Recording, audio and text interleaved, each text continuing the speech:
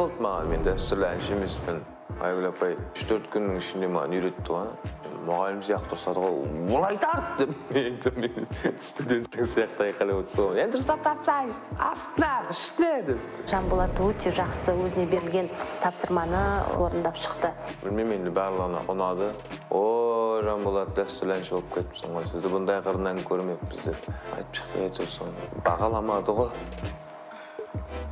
Жанболат Найзабеков және Айгүл Қосанованың бағасы.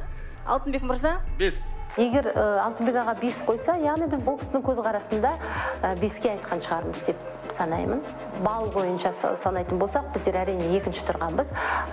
Сондықтан біздің жанашырларымызға біз басымыз иіп рахмет айтамыз. Және де ол кісілердің көңілдерінен шығуға біз әбден тырысып, барымызды салып, дайындалып жатырмыз. Бүгінгі бағдарлама қазақ фильміндегі орындалған әндер деген тақырып. Біздер қазақтың өміріндегі ана мен баланың арасындағы үлкен махаббаттан туындаған Тақиял періштедегі ана деген әнді орындамақшымыз. Ой, ана деген 3 әріптен тұрғанмен 300 мың мағына беретін шығар. Өте бағалы дүние мен үшін. Ананың қадірін анасы жоқ, әкенің қадірін әкесі жоқ адам біледі дейді ғой. Талай адамдарды көрдік, жігіттер аналарың бар бақыттысыңдар ғой деп. Сондықтан да осы тақырыпты аналардың құрметіне деп арнап отырмыз.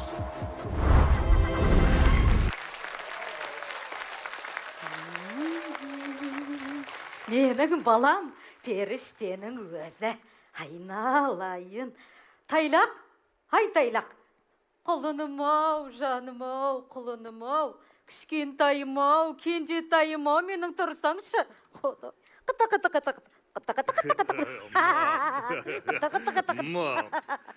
Айналайын, кенжетайым-ау. Кел айналайын, тұра ғой. Әлі жатсың ба? Ят емес пе? Тұра ғой айналайын. Енді ғана келдің ғой. Бүгін сенің туған күнің ғой. Білесің бе? Қонақтар келеді. Мен шаршадым. Білесің бе? Келін керек бұл үйге, келін керек. Қойыңшы. Болады ғой, бұйырғаны болады.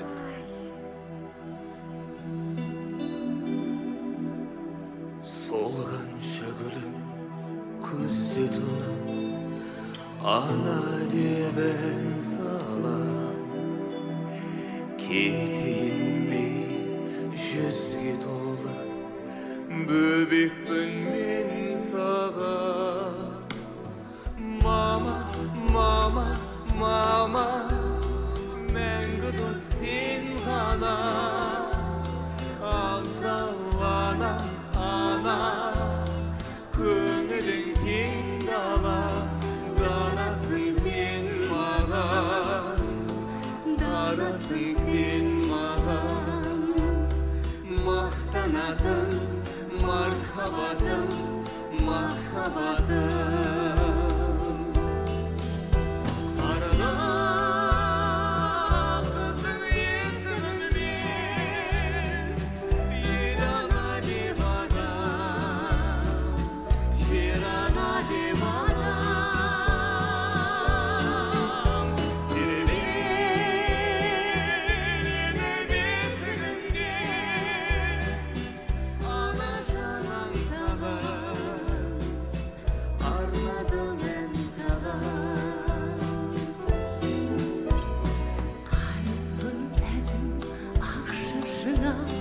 Көзіңнің жасына өзіңсің бақыт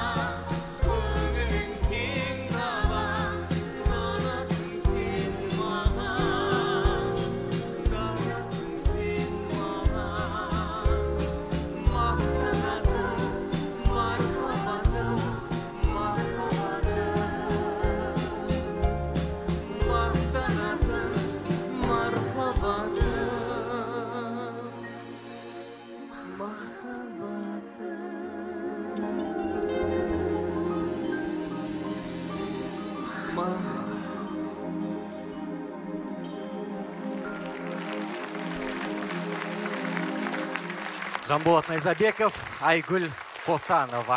Келіңіздер ортаға. Қымбатты көрермендер, мен ойымша, мен секілді дәл қазір баршаңыз аналарыңызды сағынып кеткен боларсыздар. Bir құшақтап алып, мүмкіндік болмаса, телефон соғып хабарласып қойыңыздар. Енді құрметті қазылар алқасы, бұл жұп өздерінің таңдаған әндерінен бөлек, актерлік шеберліктен бөлек театралды гримді ерекше қолданады. Болат мырза, осы орайда сізден бастасақ, сендіре алды ма сізді? Рахмет. Жалпы осы киноны біз көргеніміз әрине анаға деген үлкен махаббат әнін орындалды. Жалпы Шәкен Аймановтың ұлығымында жатыр. Бұның ар жағында біз бұны комедия деп көреміз. Бұның ар жағында үлкен қасірет бар. Бұның ар жағында үлкен салмақ бар. Өйткені біздің қазіргі жастарымыз, жігіттеріміз үйленбейді. 30-ға келеді, үйленбейді. 30-дан асқандары бар. Бұл адам баласы өмірге келгеннен кейін артынан ұрпақ қалдыру керек, жұптасу керек. Мына соларға үлкен жаңағы сұрақ белгісін қойып отыр. Сол біздің жігіттеріміздің кішкене аздап жауапкершілікті мойнына алғысы келмей, бір ынжықтық болғаны біздің қаншама қарагөз қарындастарымыз мұхитасып, басқа ұлттың қолжаулығы болып жүр. Оның ар жағында осындай үлкен ой бар. Сондықтан осы телевидение пайдаланып мен осындай ой айтқым келеді. Біздің жастарымыз көбірек үйлену керек, тезірек үйлену керек. Ол біздің мына мемлекетіміздің қауіпсіздігі. Осыншама Алтай мен Атырау, Алатау мен Арқаның ортасын қорғаған біздің көздің қарашығындай сақтаған бабаларымыздың біз аманатын кейін ұрпаққа беруіміз керек. Сондықтан осы жастарымыз қалай осы тезірек үйленсе екен деймін. Ал енді бүгінгі қойылымға келетін болсақ, шынында да әңгіме жоқ. Егер бауырымнан бастасам, шында да өнер қырандар деп алғаш атаған кезде бәрімізде сонша үлкен атты неге алған бұлар, көтеріп жүре алма деп ойлайтынбыз. Қазір міне бұлар дәлелдеді. Шында да өнердің қырандары. Ал енді Айгүлге келсек, Айгүліміз енді ол бір жайықтың ерке қызы ғой. Бүкіл халық қабылдаған, халықтың жүрегіне жол тапқан ерекше әншіміз. Өте жақсы қойылым болды. Әні де актерлік орындауда. Рахмет Болат мырза. Төлеген мырза, енді сізден сұрағым келеді. Қазақ киносының нағыз жақұтына айналған Тақиялы періште фильмнің саундтрек деп айтуға да болады бұл әнді. Енді Жанболат пен Айгүлдің орындауында сіздің жүрегіңізден орын ала білді ме? Оның үстіне сіз қазақ киносына көптеген саундтрек жазған композиторсыз. Жалпы осы киноға музыка жазған Александр Зацепин. Ол орыс азаматы болса да, бірақ қазақ киносына музыка саласындағы сіңген еңбегі айтарлықтай. Көптеген әндерін біз осы күнге дейін айтамыз, жақсы көреміз. Осы әндердің ішіндегі ең керемет әннің біреуі осы. Шын айтқанда қойылым бірай жақсы болды, бірақ ансамбль жағынан екі дауысқа бөлгенде кішкене бір диссонанс болғандай болды. Өйткені бірінші дауыстан гөрі екінші дауыс қаттырақ шығып кетіп, мен ойлаймын, ол міндетті түрде көрермендердің құлағында бар ғой енді жалпы. Бұл кішкене сол жағынан мүмкін бір дауыспен айту керек пе еді, екіге бөлмей.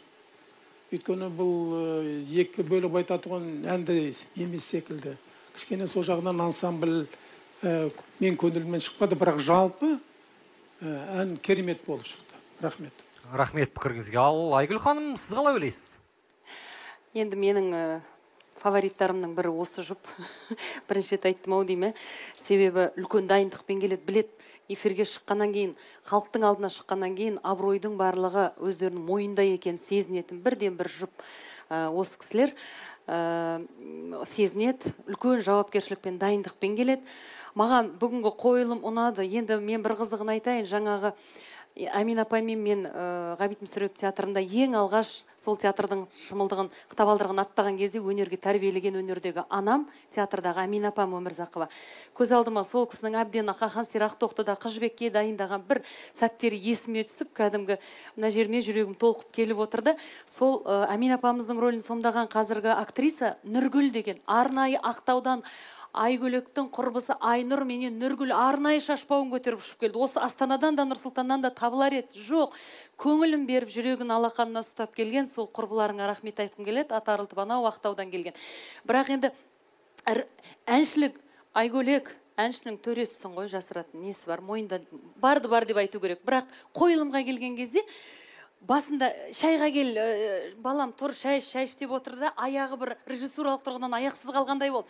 Әмин апамның деп айғайлап күліп қалып, Күлкісі ай жеткізеді жүріңдер ей дейсіз ғой. шайға деп алып кететін бір нәрсе жетпей қалды қойылым жағынан.